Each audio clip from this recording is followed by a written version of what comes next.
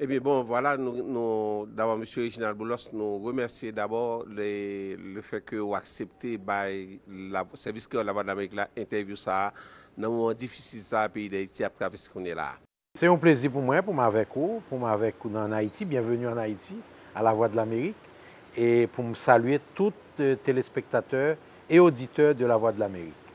Monsieur Reginald Boulos, Haïti a traversé un moment, je dis, qui est très difficile. C'est peut-être, est-ce qu'on est capable de dire, c'est peut-être un moment que le pays a jamais traversé, ou bien personne ne peut attendre, le pays a privé dans une situation comme ça. Qui gens ou même, en tant qu'homme politique, ou garder situation ça, et qui lecture qu'on fait de situation? Bon, je crois que vous avez dit, je ne pas dans l'histoire d'Haïti. Nous avons une période de remise en question aussi profonde de ce qu'a fait là, je dis.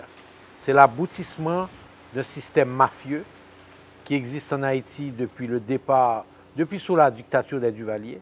Système mafieux qui associe le politique à l'économique au détriment du peuple haïtien.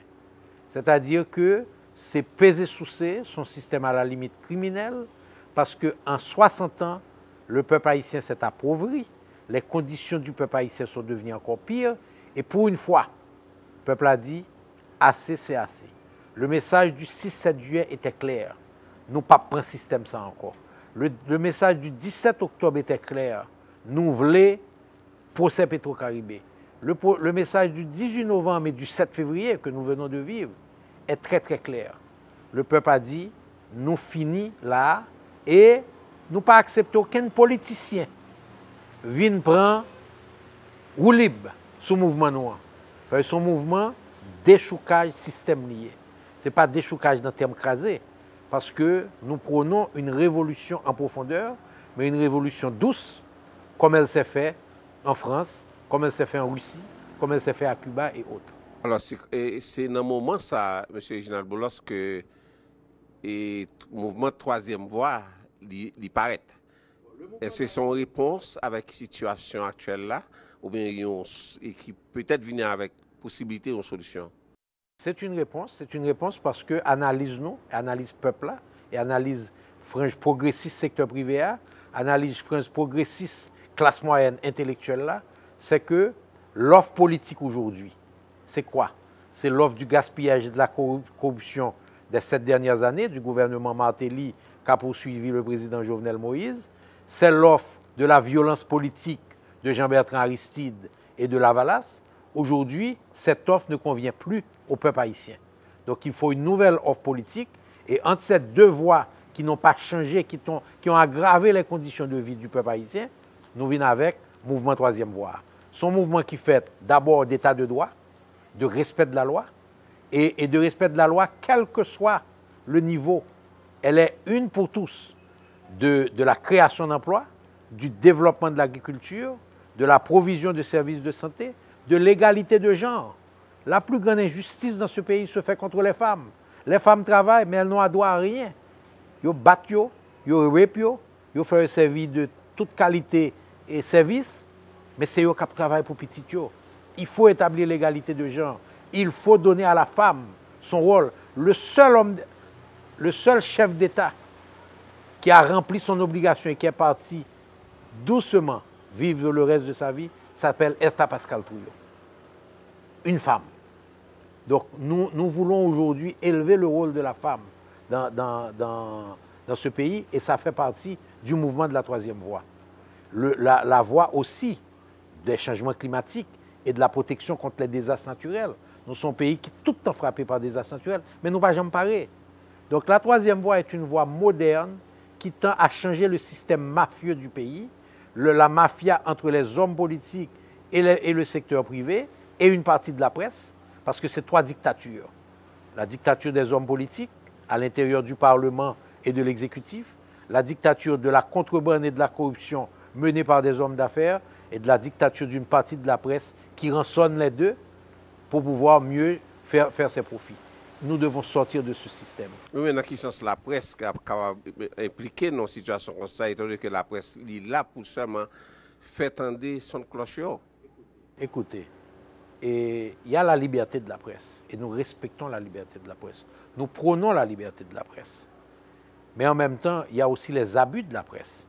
Et il y a aussi les abus lorsque la presse utilise son pouvoir médiatique pour rançonner des hommes d'affaires, pour rançonner des hommes politiques. Il y a hommes d'affaires, hommes politiques, ou pas jamais citer, ou pas jamais entendre dans la radio. Parce que depuis que vous commencé à dire et émission campée. Ou bien vous fermez les gens sous téléphone. Tandis que l'autre, vous citer matin, midi, soir. Parce que vous n'avez pas décidé de rentrer dans le système mafieux. Tout ceci doit changer. Parce que quelque part, c'est une déception qu'on fait au peuple. Lorsqu'on lui donne des fake news, matin, midi, soir, c'est un système aussi qui abuse du peuple. Parce qu'on lui donne des fausses informations, qui lui fait voir le démon là où il n'y a pas le démon, et qui lui fait voir l'ange là où il y a le démon. Donc, il faut changer aussi ce système. Je dis à l'Amérique Haïti là, et peut-être aussi en politique, je dis, maintenant, qui est-ce monde exactement? Qui est-ce ciblé à travers le mouvement et troisième voie ça? Qui est-ce ciblé qui est capable de devenir membre? Est-ce qu'il est ouvert à tout le monde ou bien au secteur bien particulier qu'on ciblé dans la société? D'abord, nous sommes partis de non-exclusion. Donc, tout le monde est ouvert. Cependant, il y en a qui ont un pile gozano dans Ofev. En attendant, après d'investir, parce qu'il faut la justice contre ça la faire avoir. Il y en a qui ont sous bonne touche et il y en a qui ont monté sous terrain. Mais elle est ouverte à la classe des affaires progressistes, qui veulent le changement, qui réalisent que le progrès économique de ce pays, le développement de la classe moyenne, la mobilité sociale envers les jeunes, est leur plus grande garantie de stabilité de leur business et de croissance de leur business. Aussi, elle est ouverte à la classe moyenne intellectuelle, progressiste, qui veulent un changement, qui comprennent la douleur du peuple. Et elle est ouverte à la masse défavorisée, la majorité silencieuse. Je ne parle pas de ceux qui parlent beaucoup à la radio, je parle de la majorité silencieuse qui souffre de ce système et qui n'ont aucun moyen pour se défendre. Aujourd'hui, la troisième voie est le porte-parole de cette masse défavorisée. Et je dois poser peut-être une question pour vous. En pile, le monde dit, mais comment on est le secteur privé qui porte-parole masse défavorisée? Pas de conflit, parce que les révolutions en douceur sont toujours portées par un bourgeois. Dans tous les pays au monde, la révolution française est d'essence bourgeoise. La révolution russe est d'essence bourgeoise. Castro, la révolution cubaine, était un bourgeois. C'est un bourgeois, ce sont des bourgeois en général qui conduisent la vraie révolution. Aujourd'hui, je suis le bourgeois de la révolution économique et sociale d'Haïti. Je ne parle pas d'une révolte, parce que 1804 a été une révolte. Nous n'avons jamais fait la révolution sociale. Je dis à me parler de révolution sociale, révolution économique, en douceur, en faisant une chose, en faisant d'Haïti un état de droit. Un état où les lois sont appliquées. Un état où le procès Petro-Caribé se fera coûte que coûte. Un état où ceux qui ont pillé les caisses de l'État, quel qu'il soit, secteur privé, hommes politiques, vont devoir répondre devant la justice. Un état où celui qui prend des armes dans le bidonville et tue son prochain devra répondre aussi devant la justice. La justice, l'état de droit doit être la même pour tous. Et à partir de l'état de droit, nous pouvons maintenant venir avec les programmes qui vont voir la croissance. Regardez le Rwanda. Après un génocide, aujourd'hui, un des pays qui a la plus forte croissance de l'Afrique, qui est passé de $500 per capita en moins de 10 ans, à $831. Nous-mêmes, nous même niveau à nous baisser pendant 10 ans.